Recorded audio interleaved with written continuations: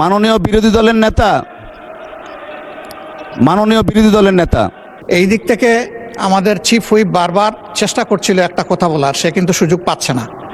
আপনি দেন, আবু আশফাক সাহেবকে দেওয়ার পরে উনার কথাটা মেহরবানি করে শুনবেন। আপনি আজকে আপনার উদ্বোধনী বক্তব্যে বলেছেন যে আপনি জাস্টিস করবেন। মাননীয় বিরোধী দলের নেতা, মাননীয় বিরোধী দলের নেতা, মাননীয় বিরোধী দলের নেতা,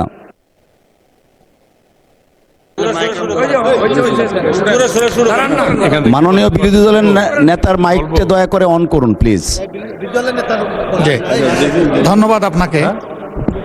আসলে রুলিং দেওয়ার পরে বাকি যারা কথা বলেছেন, আপনি যদি এজেন্ডা রিওপেন করতেন তাইলে বলতে পারতেন।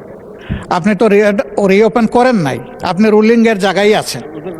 তো আমি অনুরোধ করব যে আপনি আজকে আপনার উদ্বোধনী বক্তব্যে বলেছেন যে আপনি জাস্টিস করবেন, আপনি নিউট্রাল থাকবেন। এই দিক থেকে আমাদের চিফ হুইপ বারবার চেষ্টা করছিল একটা কথা বলার, সে কিন্তু সুযোগ পাচ্ছে না।